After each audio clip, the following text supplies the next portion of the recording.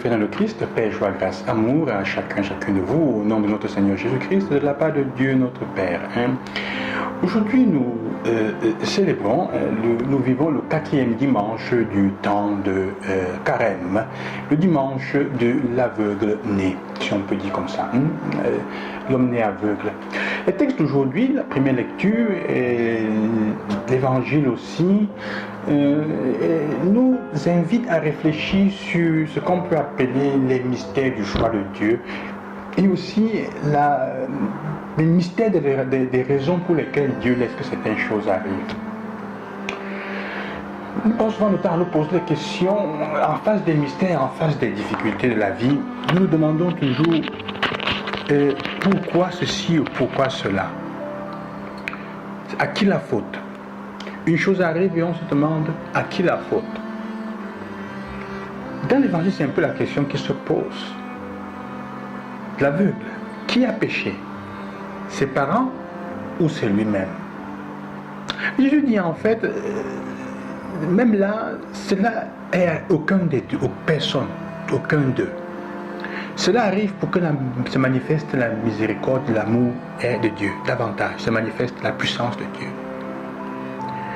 Comme pour nous dire que même au milieu parfois des choses et des situations qui semblent les plus désastreuses, un mystère s'y cache.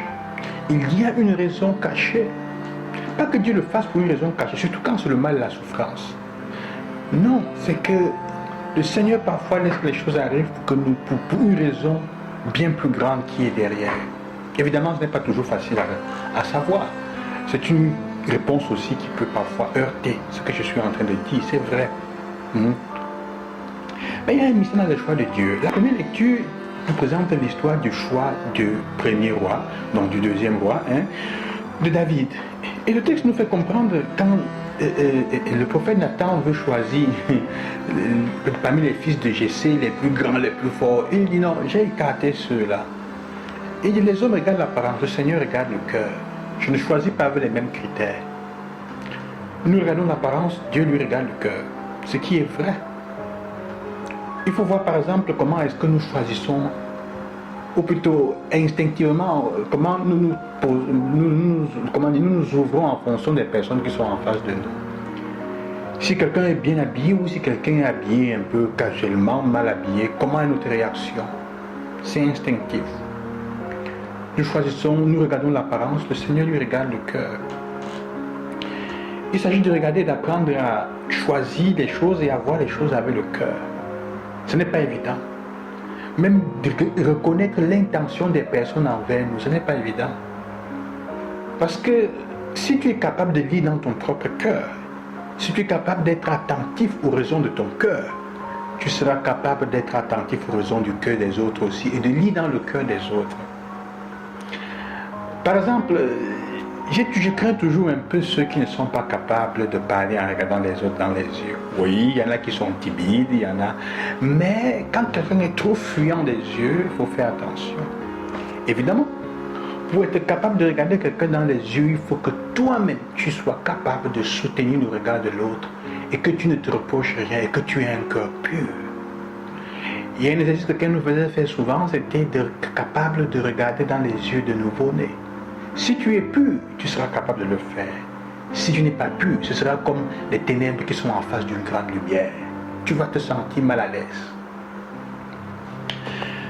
Donc, comment est-ce que nous regardons?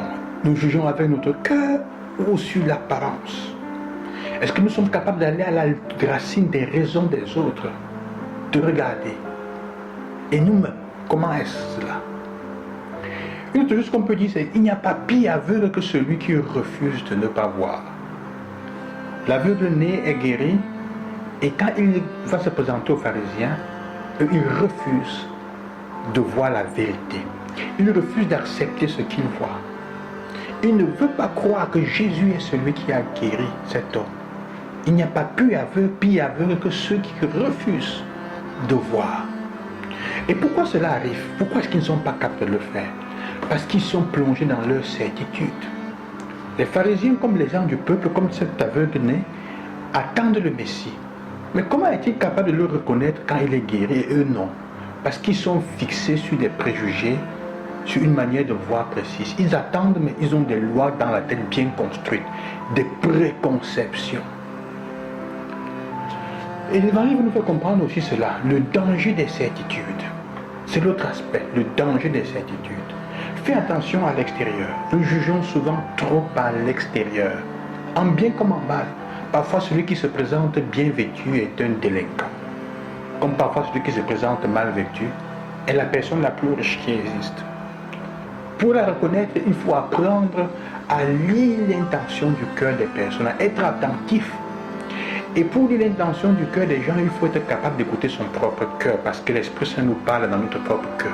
Si tu es pur et tu as des intentions pures, tes intentions pures vont démasquer les intentions non pures de celui qui est en face de toi.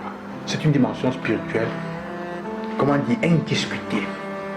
On ne peut pas discuter de ça. Si tu n'es pas pur toi-même, tu ne seras pas capable de reconnaître la pureté du cœur en face de toi. Ou tu la reconnaîtras parce que tu vas être mal à l'aise en face d'elle.